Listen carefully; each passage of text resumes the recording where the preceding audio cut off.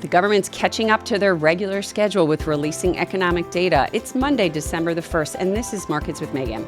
If you like this podcast, you can subscribe to it. Hit the alarm bell. Also, share it with friends, your family, or colleagues, anybody who's interested in those economic data releases that we get and what that means for the market. Well, on the first of every month, we start the month off with the ISM Manufacturing Report, and this month we saw that the ISM Manufacturing Index was actually worse than expected for the month of November. It came in contraction territory again at 48.2. This has been in contraction territory for a consistent amount of time. So it hasn't necessarily bled into GDP, but let's look at the underlying details because this is where we get more information about other aspects of the economy.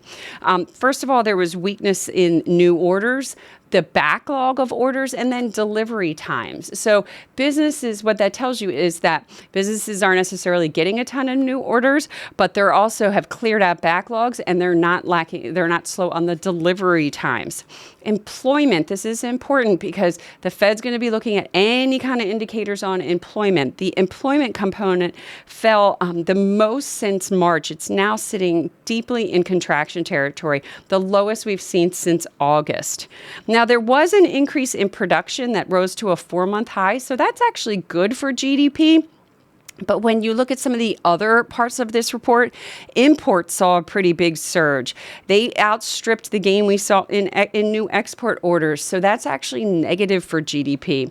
And then the inflation indicator that the Fed's going to watch, the prices paid, that actually rose to a 4-month high. We don't know exactly what drove that higher. It may have something to do with the higher imports. And we do know there are tariffs. This may be partly to do with it. But we do know that's not a good sign for the future of inflation. That's all we have today. If you want a history of our podcast, go to marketswithmegan.fm. Thank you.